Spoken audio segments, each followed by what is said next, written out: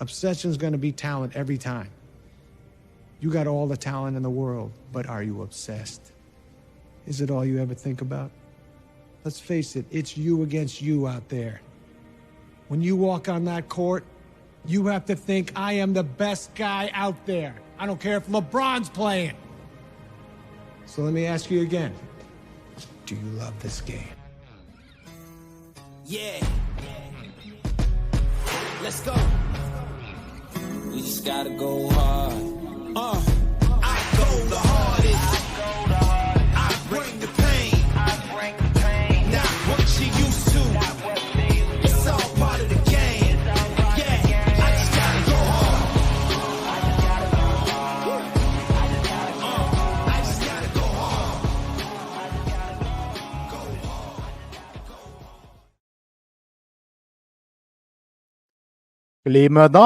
Les meneurs avec Jeff et Kev qui vont recevoir un invité très, très, très particulier.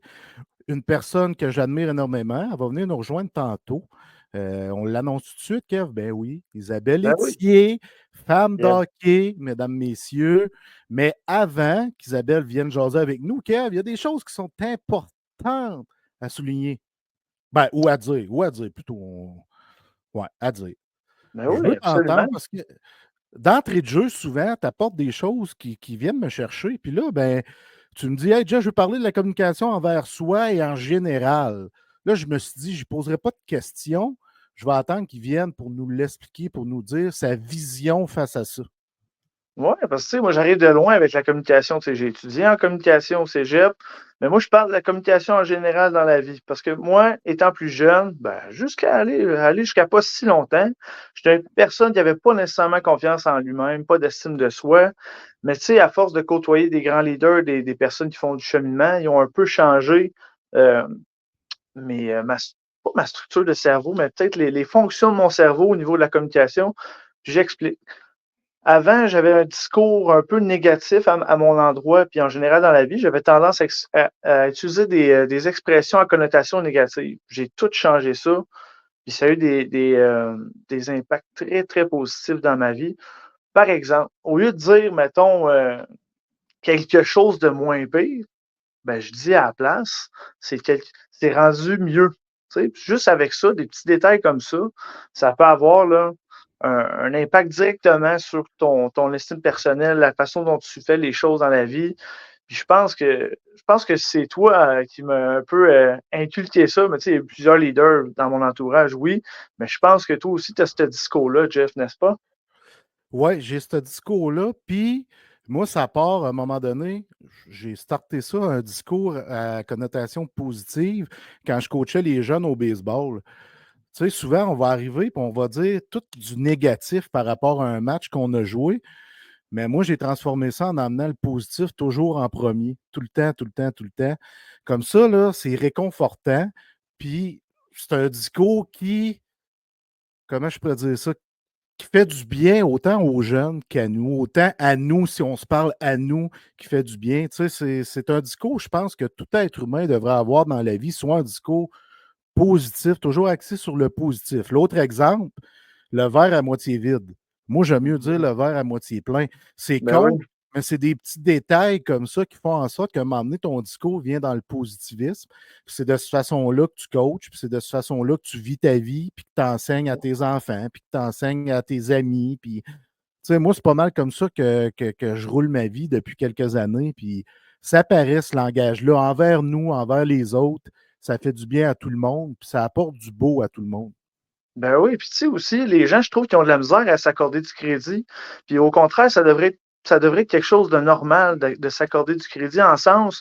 On dirait que c'est mal vu que quelqu'un dise Hey, je suis bon dans telle affaire.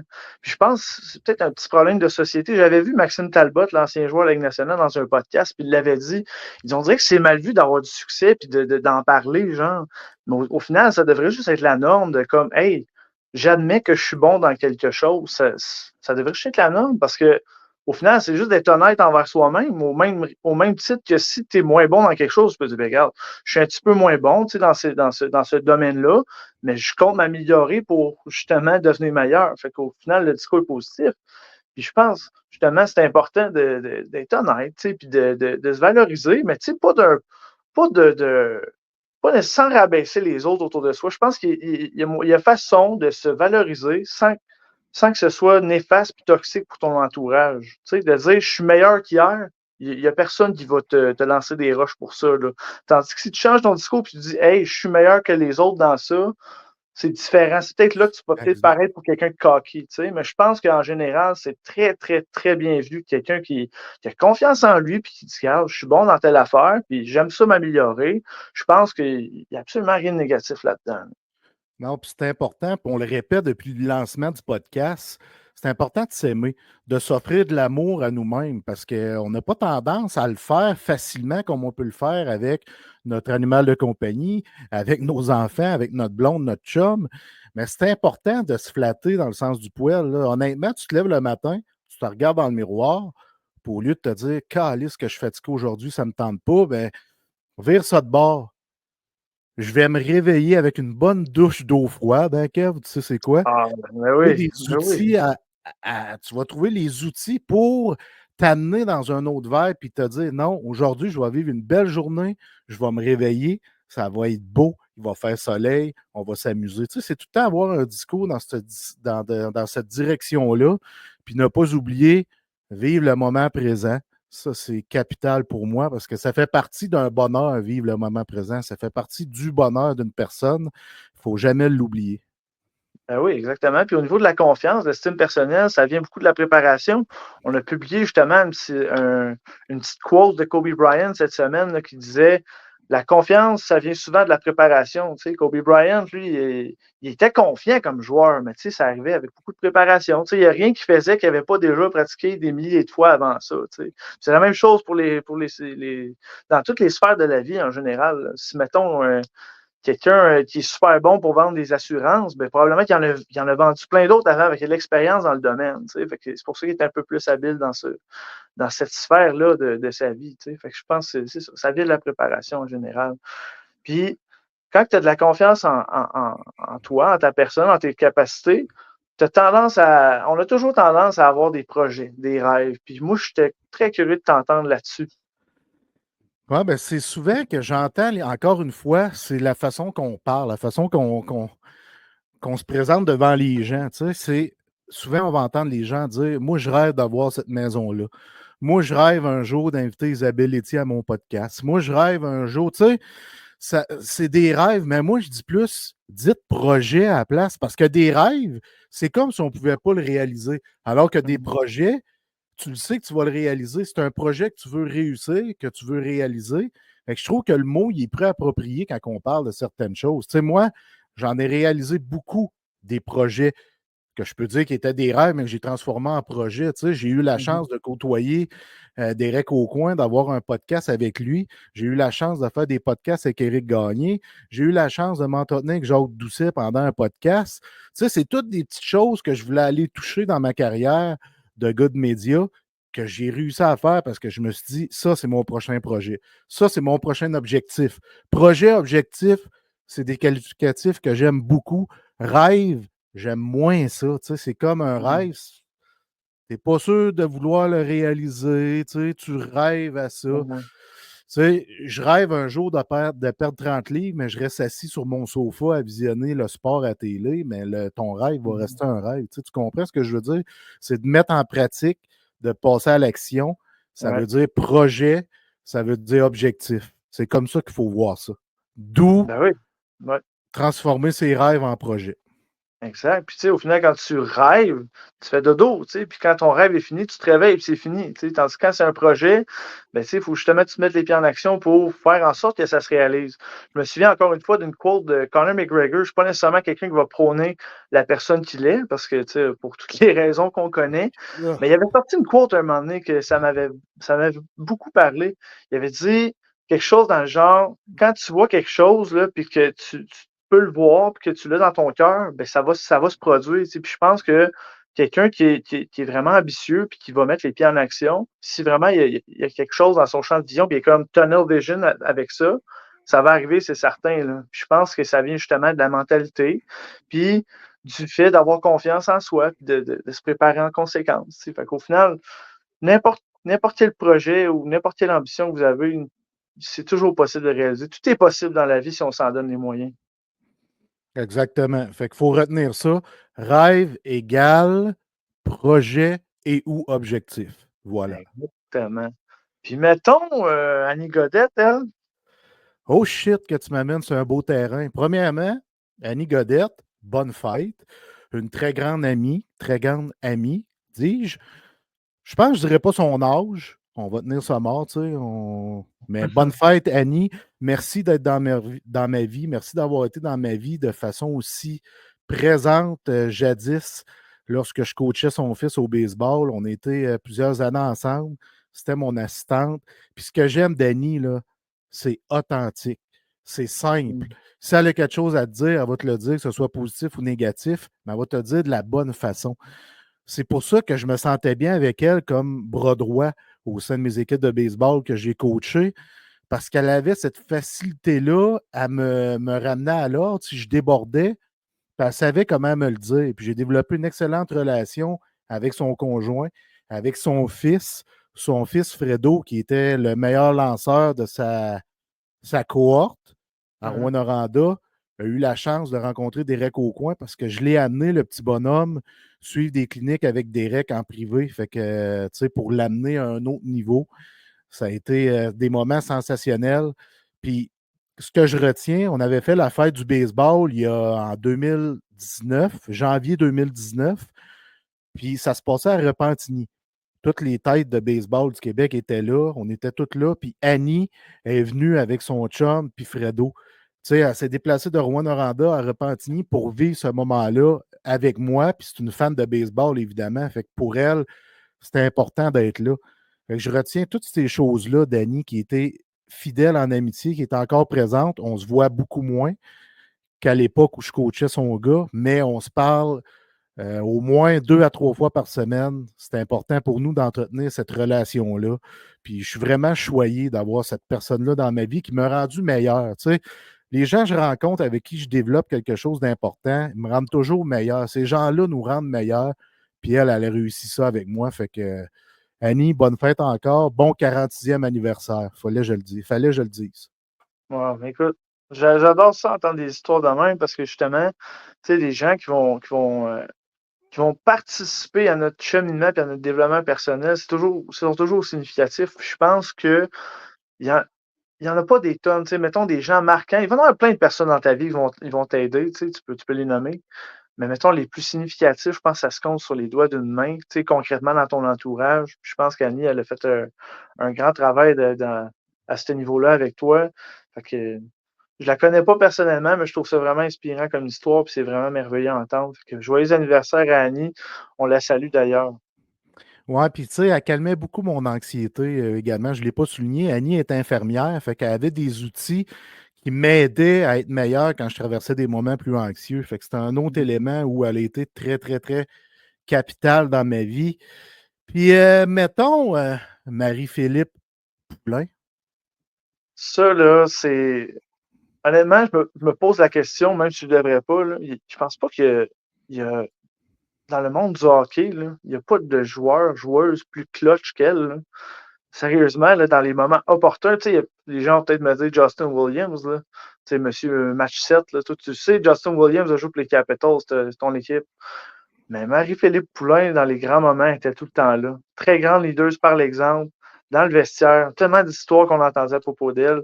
Moi, quand je pense à Captain Canada, moi, c'est Marie-Philippe Poulain. C'est pas Ryan Smith, parce que c'est lui, monsieur Captain Ouais. Canada. Mais Captain Canada, pour moi, c'est Marie-Philippe Poulain. Il y en a eu des grands capitaines dans l'histoire du Canada, là. Sidney Crosby et compagnie, là.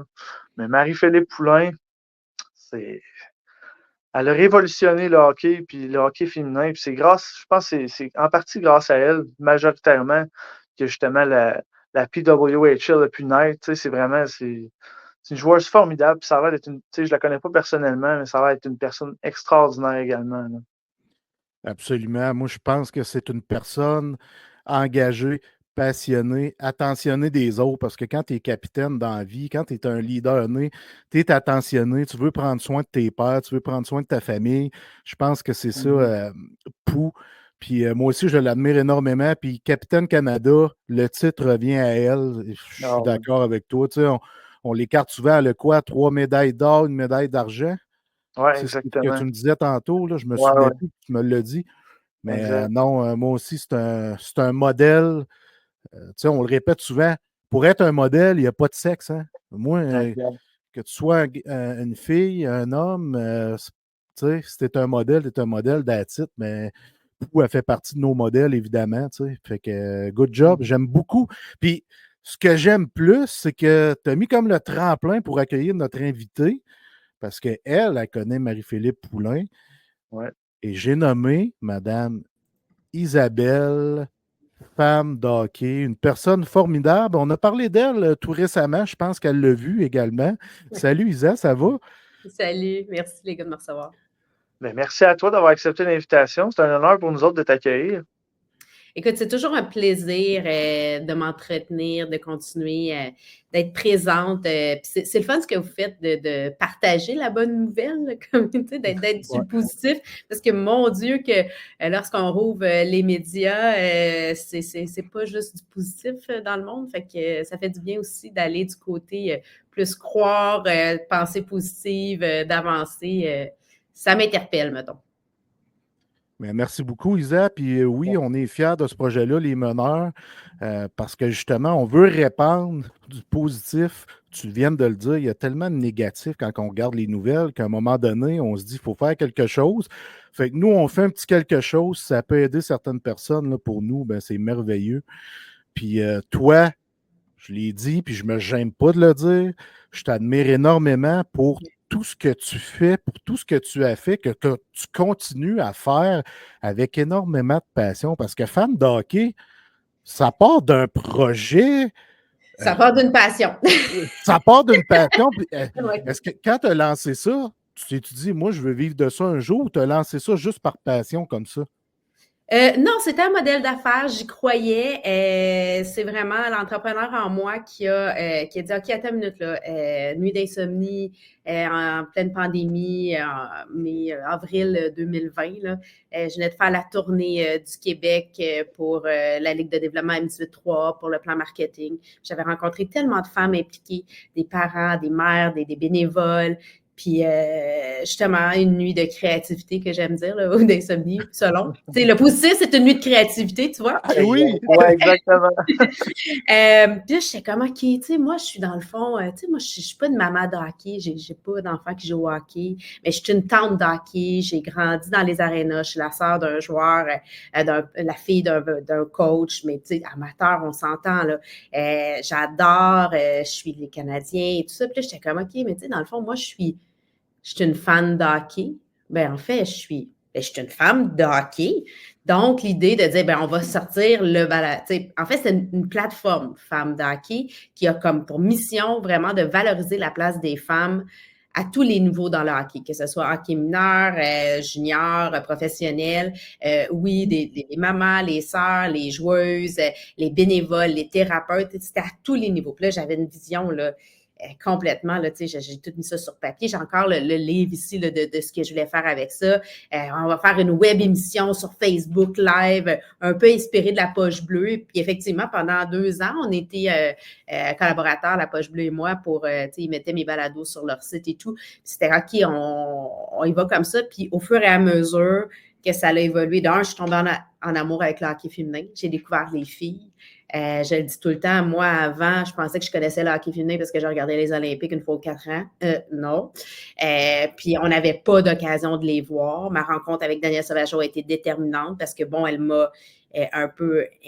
Elle m'a amenée dans le milieu. Là, j'ai commencé à suivre les filles. Je me suis inscrite au premier tournoi international de hockey féminin. Femmes de hockey est un média, mais c'était pas moi qui parlais dans les après-matchs. Je mettais des filles qui étaient collaboratrices sur le balado. Parce que pour moi, ça a tout été important de mettre de l'avant, de mettre en lumière toutes les femmes. Fait qu'il y avait, tu sais, on était comme 12, 13 collaboratrices et collaborateurs sur la plateforme, des chroniques à toutes les semaines, les étoiles et le balado. Puis là, fait que oui, c'est un projet qui est né de ça. Fait que je me dis, OK, on va aller chercher des partenaires, des commanditaires, on va pouvoir rémunérer, puis ça va devenir le verrou du hockey. C'était ma grosse vision.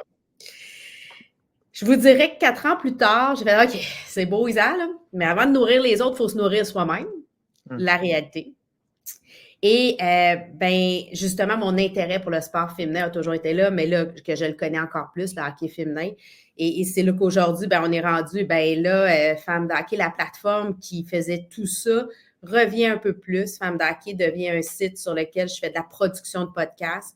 Le contenu des chroniques est encore là. Puis si vous voulez aller voir, vous allez voir, il y a plein de belles choses, mais on se concentre sur, OK, il y a le balado Femmes d'hockey qui met de l'avant l'humain, qu'on apprend à découvrir ou redécouvrir des personnalités à travers leurs relations et leur passion avec le hockey. J'ai voulu m'ajuster pour pouvoir continuer à évoluer et de recevoir aussi des mêmes invités plus qu'une fois. Et j'ai lancé en coproduction avec OK Studio le balado La Cerise sur Sunday, qui est là, qui se donne vraiment la mission de parler de sport féminin et principalement là, durant la saison hivernale de la LPHF et de la Victoire de Montréal.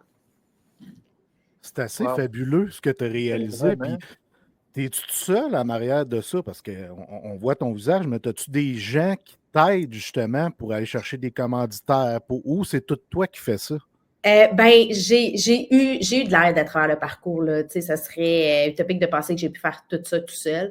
Tu sais, j'ai eu quelqu'un qui a travaillé avec moi, une coordonnatrice qui s'occupait de plein de choses, justement, à mettre en ligne et tout ça. Mais encore là, tu sais, il fallait que je paye Rimer, tu sais, à chaque fois, bon, tu sais, une directrice de création qui m'a fait, tu sais, mon image, le site et tout ça. On s'entend, là, j'ai des aptitudes, mais il y a un monde de différence entre faire ça de sa vie puis le faire, le pourquoi du professionnalisme de Femmes d'hockey, c'est un peu ça, c'est que je suis allée m'entourer de talents incroyables qui m'ont supporté à travers les années. Bon, j'ai développé des relations pour aller chercher des partenaires, mais j'ai aussi engagé des gens pour m'aider à aller chercher des partenaires. Aujourd'hui, au moment où on se parle, ben là, j'ai tout concentré. On a épuré un peu, donc on fait un peu moins, mais là, je fais une grosse partie, tout ce qui est stratégie, tout ce qui est marketing, tout ce qui est, tous les textes, je les revois, là. Ce que vous voyez là, sur les médias sociaux, c'est moi, là. C'est pas quelqu'un qui les écrit à ma place, si ce n'est que j'ai quelqu'un qui m'aide pour les textes, mettons, pour les balados et tout ça, pour que ça soit... parce qu'à un moment donné, 24 heures, tu sais, 2 balados dans la même semaine, oups, on passe à JC, oups, on doit faire une chronique, bon, à Cogeco ou quoi que ce soit, fait que suivre la victoire, d'aller aux pratiques, d'aller au parti pour pouvoir comprendre, tu sais, en parler, il faut que tu le consommes vraiment, il faut que tu sois dans les coulisses. Exact. Donc, oui, il y a de l'aide. Je suis content que tu parles de la victoire parce que justement, puis on parlait de commentaires négatifs tout à l'heure, un peu plus tôt. Puis je voulais savoir, tu sais, les gens ils ont beaucoup critiqué le logo de la Victoire de Montréal. Puis je voulais savoir, c'était quoi ton opinion face à ça? Tu sais, moi, je trouve que c'est un logo fabuleux, je le trouve extraordinaire. Tu sais, il est simple, mais il est très révélateur. Il parle beaucoup, selon moi, là. Tu vois, je suis surprise parce que moi, j'ai beaucoup entendu que du positif sur le logo, mais plus de critiques sur le nom. Oui, moi, le logo, en fait, tout le monde me dit « Wow, le logo, il est magnifique, il est majestueux, c'est le plus beau de la Ligue. » Le côté, justement, le lien, justement, avec la déesse, la victoire. Le côté, le symbole, la fleur de lys du Québec, la reconnaissance du francophone, que ce soit un nom francophone féminin aussi. C'est Biz qui me disait ça, qui me dit « Oh mon Dieu, Isabelle, moi, je suis tellement contente d'entendre la victoire pour une équipe de hockey féminin. » C'est un nom féminin. C'est vraiment extraordinaire juste d'avoir que des anglophones aient pensé à cette petite nuance-là. Donc, tu sais, oui, moi j'avais dit dès le début que j'aimais bien. Est-ce que c'était mon premier choix? Peut-être pas, mais que je vais très bien avec le terme victoire. Puis, ce que ça représente au-delà. Tu sais, il faut arrêter de penser juste à la victoire comme gagner une partie, mais la victoire, justement, la déesse de la victoire, toute la signification derrière et toute l'histoire derrière. Fait que j'ai pas de problème à dire que la victoire a remporté ou que la victoire, c'est la victoire de la victoire. C'est un beau pléonasme à dire. En fait, je leur souhaite que des victoires. Oui, puis c'est vrai que le nom, tu sais, ma blonde, il y a de nos amis qui sont allés voir La Victoire la fin de semaine dernière. Puis ma blonde a pensé qu'il était allé voir le Canadien au Centre Bell parce que j'y ai dit, Karine est allée voir La Victoire au Centre Bell. Là, elle a dit La Victoire au Centre Bell. Il me semble qu'ils n'ont pas gagné. C'est à la Place Belle, je ne vais pas te reprendre. C'est à l'avant. Mais c'est pas le même nombre de sièges, mettons. On a le double au Centre Bell. Ceci étant dit, on va peut-être avoir une partie au Centre Bell cette année au début mars. Aujourd'hui, ils ont annoncé celui au Scotiabank Arena pour Toronto contre New York. Fait que je m'attends à ce que dans la semaine, on annonce la partie au mois de mars début mars pour Montréal au Centre Bell. Intéressant.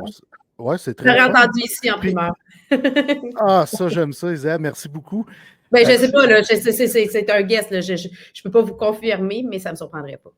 je ne l'ai pas vu sortir, honnêtement, puis je couvre le hockey pour la poche bleue, puis j'ai pas vu ça sortir, honnêtement. Fait que, Non, mais le Centre Bell n'a pas été annoncé, mais ils ont annoncé le Scotiabank Arena. OK, parfait. Excellent. Puis dans ton processus, tu as parlé un peu plus tôt de Daniel Sauvageau, qui avait été un rouage important là, dans ton processus avec le podcast Femmes de hockey. Mais je veux savoir, est-ce qu'il y a d'autres personnes qui t'ont inspiré particulièrement pour partir un tel projet?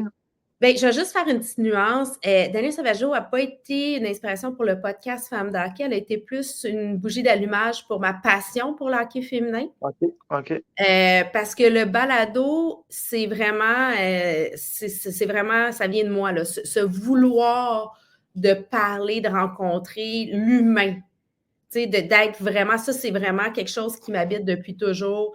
Tu sais, la cause des femmes, tu sais, avant, j'avais créé Relux au profit de la Fondation Le Chaînon qui était dans le temps, là, tu sais, quand c'était pas à la mode de porter du linge de seconde main, vintage, ben moi, j'avais créé que les gens nous donnent leurs vêtements et accessoires griffés, puis tous les profits allaient pour la maison des femmes Le Chaînon. Fait que, tu sais, ça a tout le temps fait partie, moi, de mes valeurs, d'être impliqué, de redonner, de faire partie justement de la solution.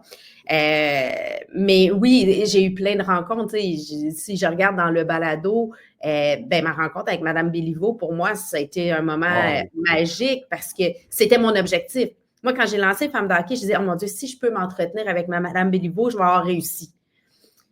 Et j'ai réussi dans la première année, dans les premiers 6 mois. J'ai lancé 1er juin. Puis mon balado avec Mme Béliveau, j'ai rencontré Mme Béliveau au mois de novembre. Je vous rappelle, on est en novembre 2020, en pleine pandémie. Et quand elle a répondu au téléphone, je me suis mis à pleurer. Je me rappelle. Puis quand je l'ai rencontrée, ça a été des moments marquants. La discussion devant la caméra, mais aussi la discussion que j'ai eue avec elle pendant 1 heure après. Là, c'est des moments qu'à tout jamais, je vais me rappeler. Là. J'adore cette histoire-là parce que tu me ramènes à Jacques Doucet, que j'ai eu la chance de faire un podcast avec Jacques Doucet en janvier 2019, qui était aussi un objectif que je m'étais fixé. Puis grâce à Derek qui l'a amené à notre show, j'ai pu faire un podcast d'environ 1 heure avec le monsieur qui était sensationnel. Puis j'ai passé du temps avec lui à la suite du podcast. Puis j'en parle, puis tu me parles de Mme Béliveau, je parle de Jacques, ça me donne des frissons. Là. Mais c'est des rencontres humaines. Là, je suis en discussion avec la fiancée d'un joueur très aimé, nouvellement arrivé des Canadiens de Montréal. On est supposé aller prendre un café. Elle m'a dit oui pour venir sur le balado. On est en train de discuter. Mais ça, c'est tellement gratifiant de pouvoir avoir cette relation-là, de pouvoir l'accueillir, de pouvoir aussi voir c'est quoi, parce qu'on connaît son fiancé, mais elle, c'est qui elle? Tu sais, de tout abandonner, de suivre, de s'en venir dans une province qui ne parle pas ta langue, que tu dois tout refaire dans des circonstances aussi où ça m'interpelle beaucoup. C'est ce qui me drive, là. Excusez l'anglicisme, mais c'est vraiment ce qui me nourrit à continuer à faire ces rencontres-là parce que c'est des connaissances, des fois des amis. Tu sais, j'ai fait tellement de belles rencontres, là. Avec 114 épisodes là, diffusés aujourd'hui.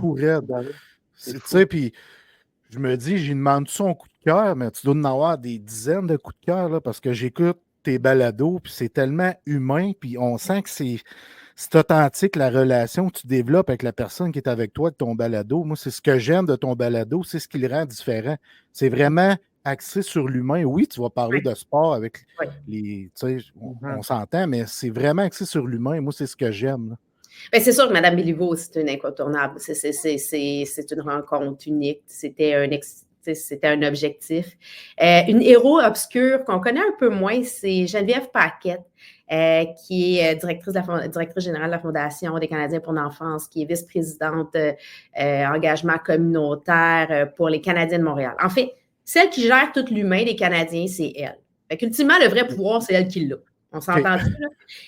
Mais c'est une femme engagée, qui est engagée avec Hockey Québec, qui est de toutes les sorties. Et vraiment, là, c'est elle qui s'occupe des joueurs lorsqu'ils arrivent, lorsqu'ils doivent déménager, les conjoints, les conjointes. Ou ceux qui arrivent de quoi dans la famille, c'est elle qui a les coups de téléphone, c'est elle qui gère tout ça. Donc, moi, cette femme-là, c'est devenu une amie à travers les années. On collabore ensemble parce que je suis impliquée aussi avec la Fondation des Canadiens pour l'enfance. Elle est venue sur le balado. On se parle souvent pour justement comment on peut aider à faire la différence auprès des gens.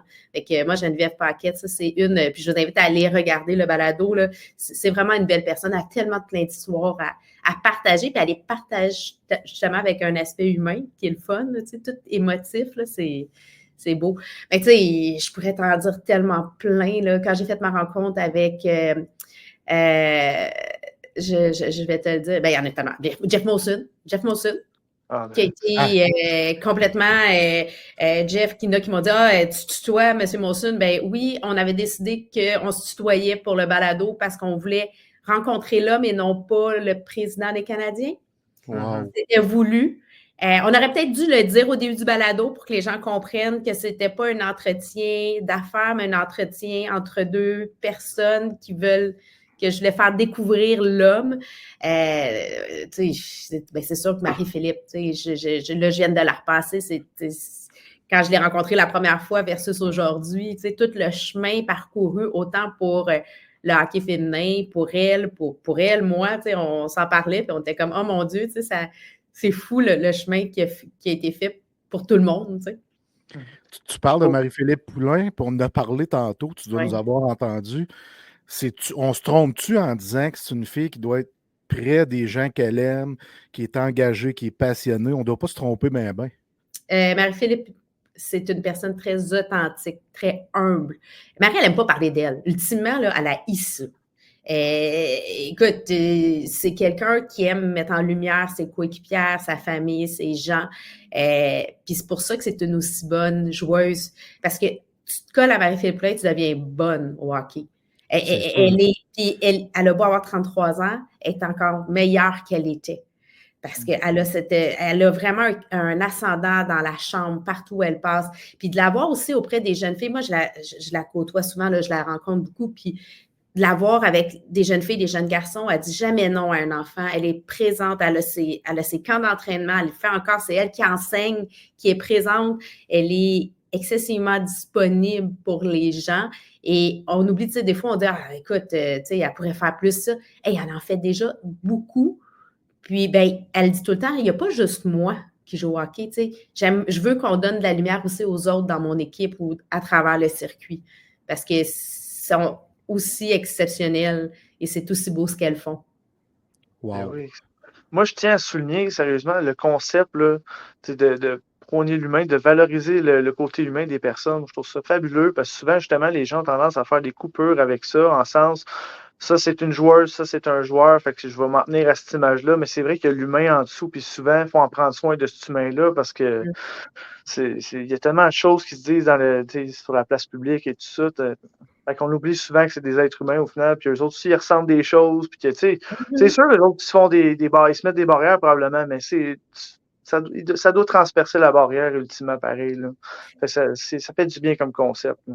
Ben, mais c'est sûr que lorsque tu es considéré comme une personne et non pas un faire-valoir ou un numéro, ça aide dans la relation. Il y a une espèce de connexion.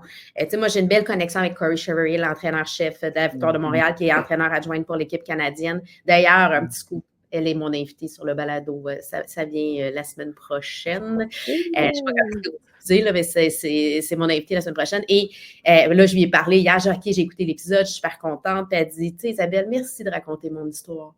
C'est fou comment... juste de prendre le temps de raconter son histoire, qui elle était avant d'être l'entraîneur-chef, d'où est-ce qu'elle vient, comment elle était comme joueuse, ses passions, quel genre de musique elle écoute. Puis elle a entraîné du côté masculin longtemps avant d'aller du côté féminin. C'est une ancienne joueuse, elle a joué avec Nathalie Spooner, là. Tu sais, je veux dire, puis elle me raconte tout ça, elle a travaillé pour les Maple Leafs de Toronto. Elle était en charge des vidéos pour les Maple Leafs de Toronto. Ah ouais, je ne savais pas. Donc, c'est des choses qu'on ne connaît pas d'elle, mais qu'on réapprend dans le balado en discussion et assez régulièrement en français dans le balado, je vous dirais. Oh! Oh, fait que le balado il est enregistré, mais il n'est pas encore diffusé, c'est ça? Exactement. OK, excellent. Intéressant. Que ça avait fait jaser là, quand elle avait été embauchée, le fait qu'elle ne parle pas français, là, ça avait fait quasiment une polémique, là, c'était quelque chose. Et finalement, c'est celle qui lui parle le plus. Tu sais, elle Ouais. commence tous les points de presse en français, elle les finit en français. Ah, Elle tente tout le temps de répondre au moins une ou deux phrases en français dans les questions. Elle se fait un devoir. Et ça, c'est quelque chose que j'ai remarqué du côté féminin. Même les joueuses anglophones, tu sais, ils s'essayent. aïe, aïe. Mais tu sais, Marie-Philippe veut pas, tu sais, francophone, fait que sans nécessairement leur dire, hey, peut-être qu'elle les inspire d'une certaine façon, tu sais, ben tu sais, on pourrait peut-être s'inspirer de notre capitaine, ça aurait-tu un Je lien? pense pas que c'est une question de Marie-Philippe Poulin. Je pense que c'est une question de valeur auprès des filles au niveau du Ok. respect et d'être. Tu sais, oui, Marie-Philippe, tu sais, ça serait beaucoup d'y en donner, je pense, Ok. de ce côté-là. Je pense vraiment que ça vient de chacune des filles. Lorsque tu t'es battue pour faire ta place, de la façon que ces filles-là se sont battues, lorsqu'elles ont eu le courage de se rassembler pour pouvoir créer une ligue, elles ont fait un espèce de lockout. Là. Tu sais, ils auraient pu rentrer Ben dans oui. l'ancienne ligue. Ils ont décidé de se tenir, de créer une convention. Ils ont contacté Billie Jean King. Tout le derrière la LPHF. Donc, ces filles-là, je pense que c'est une question de respect. Wow. De dire, OK, je vais. Puis elles sont toutes éduquées, là. Elles ont toutes un Absolument. degré universitaire, là. Tu Non. sais, là, tu parlais de la création de la Ligue. Ça me ramène à une chose qui m'a froissé, qui m'a titillé, honnêtement, c'est qu'on a critiqué la création de la Ligue en sens que ça commence donc bien tard, il n'y a pas de nom d'équipe, c'est le nom de la ville. Personnellement, ça m'a dérangé qu'on dise ça parce qu'à Maria de la Seine, il y a des gens qui ont travaillé tellement fort pour ramener ça là. Tu sais, Ben, tu ça sais, me. Jeff, peu importe ce que tu fais, il y a tout le temps quelqu'un qui va être là pour critiquer.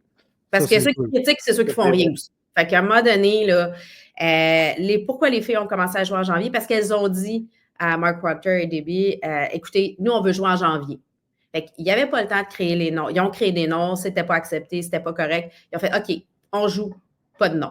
Ils ont construit un avion à plein vol, effectivement, et ils l'ont très bien fait dans les circonstances. Mais, hein. Ils ont mis les filles sur la glace, ça faisait déjà assez longtemps que, bon, il y avait la PWHPA qui existait, puis elles jouaient entre elles, mais c'était pas pareil.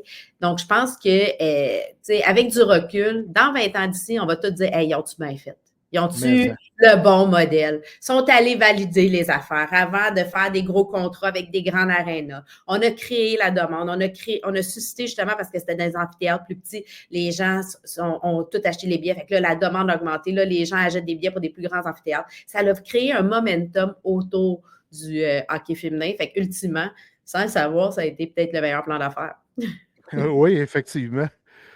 Là, il y a des expansions qui s'en viennent de ce que j'ai lu quelques semaines auparavant. C'est intéressant. Puis peut-être éventuellement Québec. J'ai entendu ça aussi, ça pourrait être intéressant. Qu'est-ce que tu en penses? En fait, clairement qu'il y a dans l'air d'avoir une ou deux équipes d'expansion. Ils regardent présentement pour deux. Mais est-ce que ça va être une, deux? Peut-être qu'il n'y en aura pas l'année prochaine. T'sais, là, on est au moment où on se parle sur la table à dessin, ces deux équipes. Il y a présentement 25 villes qui ont déposé une candidature. Wow. Québec fait partie de tout ça. Puis, Wow. il y a des villes dans des marchés, justement, de la Ligue nationale, ou pas, dépendamment. Il y a 7 critères qui vont faire en sorte s'il y a une équipe une ville va pouvoir avoir une équipe. Et dans ça, le critère principal n'est pas d'avoir une équipe de la Ligue nationale. Fait que ça, c'est une bonne nouvelle pour Québec. Bon, c'est d'avoir, est-ce qu'il y a du développement de hockey féminin? Est-ce qu'il y a un amphithéâtre de professionnels qu'on peut pouvoir justement recevoir et tout? Est-ce qu'il y a une intention pour le marché? Est-ce que le marché est mûr? Est-ce qu'ils ont envie d'avoir une équipe de hockey professionnel féminin? Est-ce qu'il y a des partenaires qui sont prêts à embarquer? Parce qu'on s'entend que là, ça finit les OSBL, là, on veut que ça soit quand même une équipe lucrative qui va permettre d'augmenter les salaires des joueuses en particulier. Donc, tu sais, là, il y a le développement du hockey féminin. Bref, il y a 7 critères dans tout ça. Et Québec, lorsqu'on regarde, a quand même coche plusieurs de ces cases-là. Fait que je pense que c'est un beau potentiel. Est-ce que Québec va avoir l'équipe? Je ne peux pas vous le dire. Est-ce qu'elle est en bonne position? Je pense que oui. Je pense que la façon que les partisans ont répondu puis qu'ils ont acheter leur billet. Ça fait clairement une différence. Maintenant, à suivre, on va voir comment ça va se passer. Mais c'est sûr que quand je regarde, ça serait le fun de revoir une rivalité Montréal-Québec. Là. On s'entend, là. Je pense qu'il y a vraiment de quoi d'intéressant à aller chercher là. Ça serait incroyable. Quand on regarde, géographiquement aussi, c'est intéressant pour les équipes. C'est pas trop loin, le voyagement.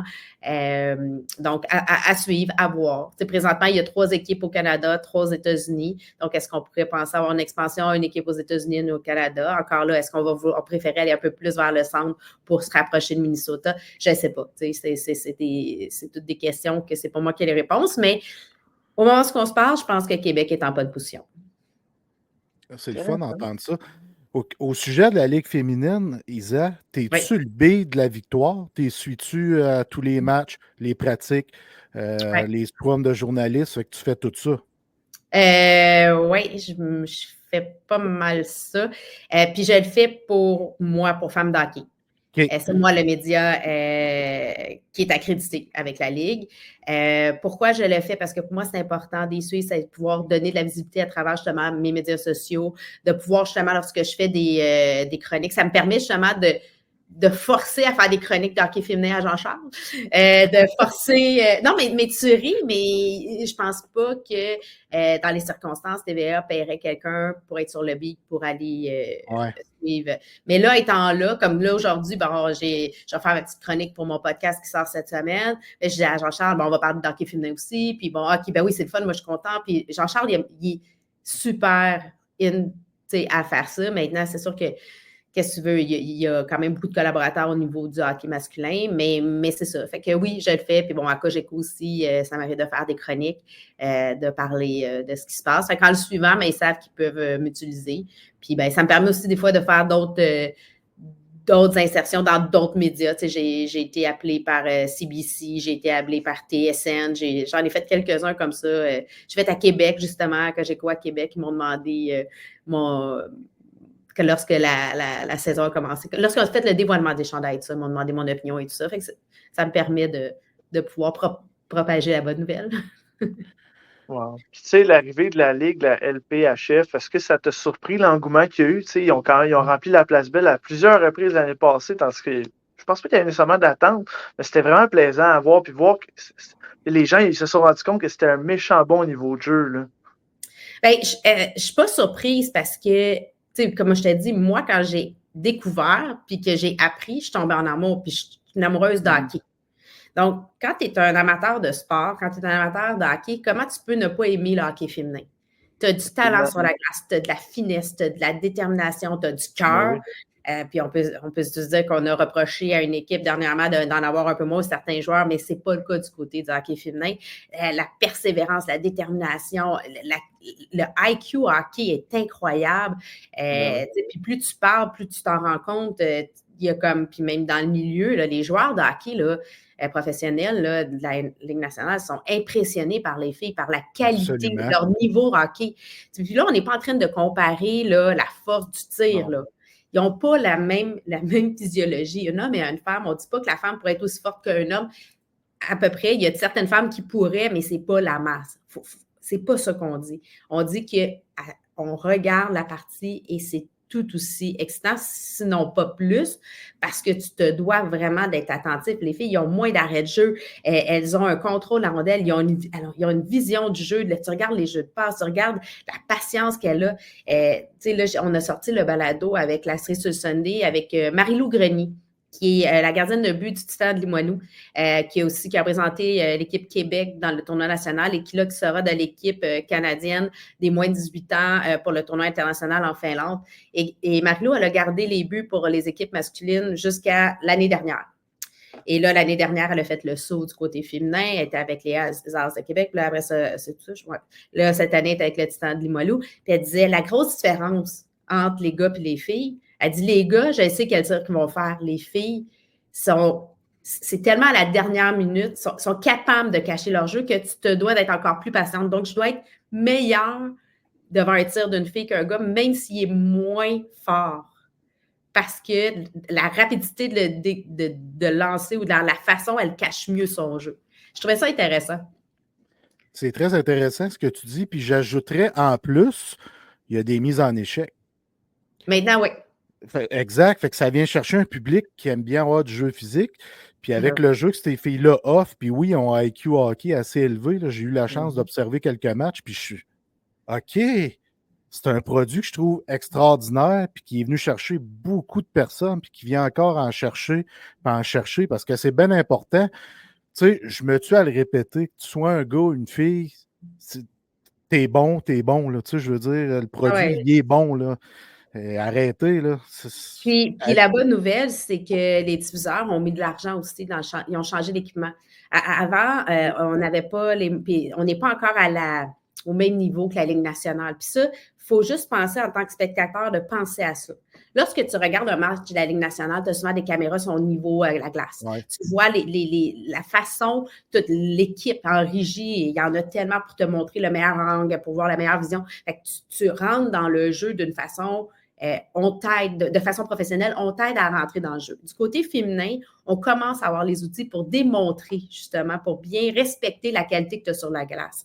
Fait que des fois, on fait des jugements, mais c'est parce qu'on n'a pas la bonne prise. C'est parce qu'on n'a pas le bon feed pour te permettre d'apprécier à sa juste valeur le spectacle que tu as sur la glace. Tu sais, on regarde, là, je donne un exemple, tu vas là, au Centre Bell, là, si tu vas en haut versus en bas, tu vas dire, hey, tabarouette, les gars sont vite en salle. Tu es en haut, tu dis, ah, ben, ils sont pas si vite que ça, finalement. Ouais, c'est Il y a vrai. vraiment une différence. Puis, Ouais. pourquoi les journalistes sont en hauteur, c'est justement pour leur permettre de voir tout se dessiner, puis ça te donne un temps de réaction pour pouvoir bien décrire et analyser. Mais pour montrer le spectacle, c'est bien mieux d'être plus proche pour montrer la rapidité, les effets, les changements de direction, le tir décroché. Donc, moi, j'invite tout le monde à aller voir. Faites juste soirée de boys, soirée entre amis, en famille. Allez voir un match de la victoire. Vous ne serez pas déçus. Puis surtout que l'ambiance, c'est un party. Là. Ça n'a rien à voir. Là. On pense qu'il y a de l'ambiance au Centre Bell. Je vous dirais qu'il y a peut-être la moitié moins de monde à la Place Belle, mais c'est tout aussi enlevant. Wow. Ben écoute, Yeah. moi, j'ai pas eu la chance d'y aller, malheureusement, mais ça vient encore plus de me motiver à y aller. C'est certain, je vais aller faire un petit tour à la Place Belle cette année pour aller voir la victoire. Là, Isabelle, j'aimerais ça t'entretenir encore longtemps et longtemps parce que c'est toujours plaisant de parler, mais tu dois quitter dans pas trop long. Tu t'en vas rejoindre Jean-Charles à TVA Sport. Fait que je vais te libérer, puis je vais te remercier 1000 fois d'être venu jaser avec nous autres, les meneurs, Jeff et Kev. C'est tout un honneur de t'avoir reçu ici avec nous. Mais c'est un grand plaisir d'être venu me raconter un peu à vous deux, les boys, puis à votre auditoire. Puis, tu sais, je pense que, où est-ce que tu as raison, lorsqu'on croit, lorsqu'on ose, plein de choses peuvent arriver. Je suis la preuve que, écoute, une idée, une nuit de créativité, 4 ans plus tard, si vous m'aviez dit un jour, Isabelle, tu vas quoi animer les amateurs de sport? J'aurais dit, ben, t'es-tu malade? De un, ça n'a jamais été dans mes objectifs. Quand j'ai eu l'appel, j'ai fait, voyons, ça se peut pas. Je ne connais pas assez du sport pour ça. Mais finalement, ben oui, je connais mon sport, mais à ma façon. C'est pas parce qu'on n'est pas obligé d'avoir toute la même façon de consommer son sport, de consommer une passion. Puis il faut arrêter de dire qu'il n'y a qu'une façon de le faire. Amen to that. Amen to that. Merci infiniment, Isabelle, d'être venue faire ton tour. Puis tu reviendras, qui sait? Avec plaisir. Merci, Isa. Bye-bye. Merci. Wow! Je suis sans mots, man. Je suis sans mots. Mais là, j'ai une bonne puis une mauvaise nouvelle à t'annoncer, Kev. Ah ouais? Ouais. Avec le recul, puis avec tout ce qu'on vient de jaser avec Isabelle, on n'a pas le choix de sortir le show avant lundi prochain, puis de se booker quelqu'un d'autre lundi prochain. C'est pas game. Ouais, c'est ce qu'on va faire. On va sortir le show aujourd'hui, mais qu'on finisse d'enregistrer, parce qu'on est encore en train d'enregistrer, là. On va sortir le show direct aujourd'hui. Direct là, live, là. Tu sais, là, Kev. Là. Mercredi 4 décembre, on va sortir ça. Mais, avant de raccrocher, Kev, puis sortir le show, la claque sur la gueule. La claque sur la gueule? Ouais, je veux qu'on en parle. C'est important parce qu'on devait inviter ton ami Sean. Ouais. Mais j'ai peut-être quelqu'un d'autre. Peut-être? Ouais. Peut-être. Peut-être. OK. Peut-être. Fait qu'il faudra remettre Sean à la semaine prochaine. Parfait. On va remettre Sean à la semaine prochaine. Fait que c'est ça la claque ça y est. T'as-tu vu, je dis pas c'est qui. Seigneur. OK. Parfait. Je veux te faire une autre belle surprise, Kevin. Tu le sais, là, je t'appelle Kevin, je suis très sérieux dans mes Ouais. propos. C'est Ouais. important pour moi. Ouais. Juste pour vous le dire, là, personne m'appelle Kevin dans la vie. Si tu m'appelles Kevin, c'est parce que c'est sérieux. Puis là, il vient de le faire. Fait que c'est bon. Je pense que je suis pas prête, mais bon. À suivre. Bon, parfait. Hey, Kev, encore une fois, un autre gros show. Isabelle, elle a, je le savais que ça allait être extrêmement pertinent avec Isabelle, elle est extraordinaire. Ah, écoute, je suis sans mots. Pour vrai, elle a de la drive. Elle est intéressante. Puis quelques primeurs et scoops, entre parenthèses, qu'elle a amené. Tu sais, Exactement. Fait qu'on c'est un honneur là, qu'elle vienne nous dire ça à nous autres. Là. On va se le dire. Là. Oui, absolument. Puis c'est pour ça qu'on doit sortir le show d'avance parce que je pense que ça a une importance capitale avec les petites infos qu'elle a apportées, qu'on le sorte d'avance pour ne pas laisser ça jusqu'à lundi. Puis lundi, tout ce qu'elle a dit a été sorti, fait qu'on ne sera pas à jour. Tu comprends? Là, on va être à jour, on va le sortir dès maintenant. C'est rare qu'on fait ça, mais on le fait direct là.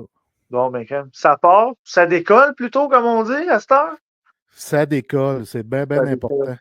Fait que merci infiniment de nous suivre, guys, d'être très, comment on dit, d'être fidèle au post à chaque semaine, tant sur TikTok, Instagram, Facebook.